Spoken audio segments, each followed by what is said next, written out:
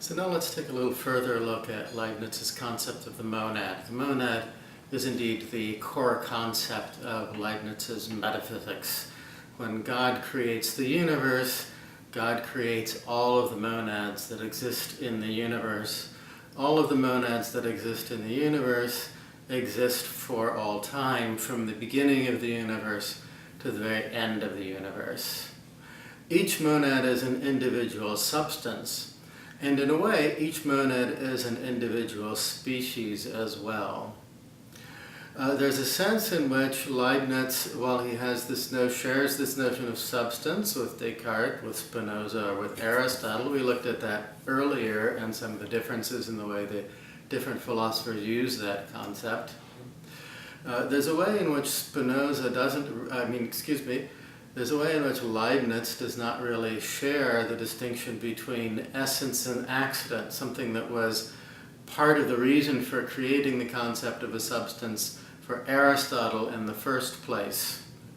Aristotle used the concept of a substance to help explain identity through change. Things change and retain their identity while they change.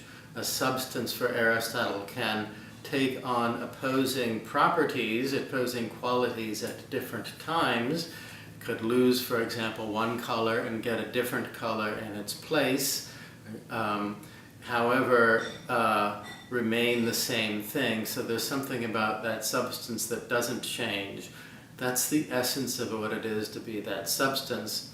Other attributes are accidental, that is to say, it's not going to change the identity of the thing to have them or to not have them.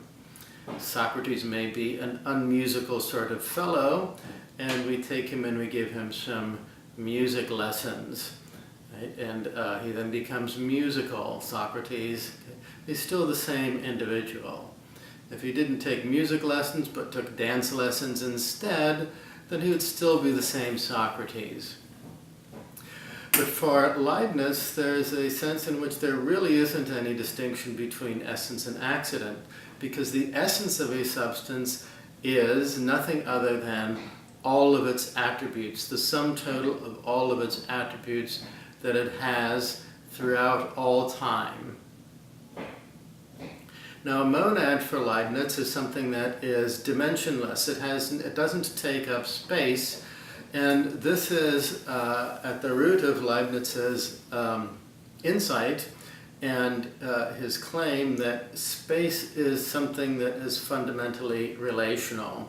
Space is not, as Newton had conceived of it, like a giant empty box where specific locations are always in the same space, and then things are suspended, as it were, in that big empty box in different places.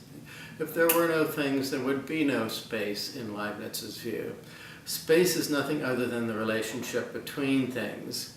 So things in themselves, individual monads, don't take up any space at all. They're entirely dimensionless. Space is a relationship between monads. But although monads for Leibniz are dimensionless, they do have an internal aspect and an external aspect. This internal aspect is something mental, and the external aspect is something physical. And this is the way that Leibniz deals with the mind-body problem. The internal aspect is driven by the conatus, by the appetition of a monad. And all monads, in Leibniz's view, perceive things. So there's a mental aspect to everything, even inanimate things in the universe. A rock, for example, is made up of countless monads, just as our bodies are made up of countless monads. Each one of those perceives things. It has a perception of everything else around it. Those perceptions don't necessarily amount to conscious perceptions, however. The perception may be more acute, more clear, more distinct, or it may be more obscure. And so conscious perception, which Leibniz calls apperception, is not the only kind of perception that there is. Perception can fall below the level of conscious perception. But all monads perceive, and this is indeed the internal aspect of every single monad. The external aspect are the relationships of the monads with everything else.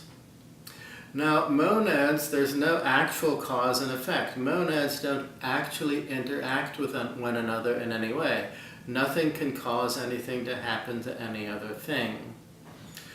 The causal laws, however, are nice descriptions of how things behave in the universe, and they do behave harmoniously, right? So each monad does its own thing in accordance with its own conatus. Why is it that they seem to coordinate so nicely together? Well, this has to do with creation. His only way of solving this is then creation. So again, like we saw the last time, God, the concept of God that Leibniz develops in his idea of what God does in creation guarantees this harmony. The universe exists in a pre-established harmony. So in the case, I have my mind, right, this is a monad, and I have my body here with all of its different parts. The body is made up of monads too. They're different monads than my mind monad. Now for me it's very convenient, and I appreciate the fact very much that the monads, for example, the monads that make up my hand, decide to hang around and stay together with the rest of my body, and decide to go the place together in unison to the place I want them to go to when I decide to grasp something and to pick them up. Okay? But each of the countless monads that make up that hand independently does this. The reason that they all act in concert in a harmonious way is that when God created the universe, God chose to create specifically those monads that harmonized with one another in their appetition, in their perceptions and their actions, and not monads that would go off and do their own things in ways that would violate what we know as the laws of nature. So there's a way in which the laws of nature, the laws of physics, don't actually describe the reality of what's actually happening for Leibniz, although they give us a perfectly accurate description of what we see. And so this is Leibniz's way of handling a rather artificial but at the same time ingenious way of handling the difficulties of the mind-body problem as created by Descartes, while maintaining this sense of harmony of the universe, its action in accordance with physical laws, a deterministic account of the physical universe, and yet an account of freedom of the apperceiving mind, the mind that is conscious and can think and can choose.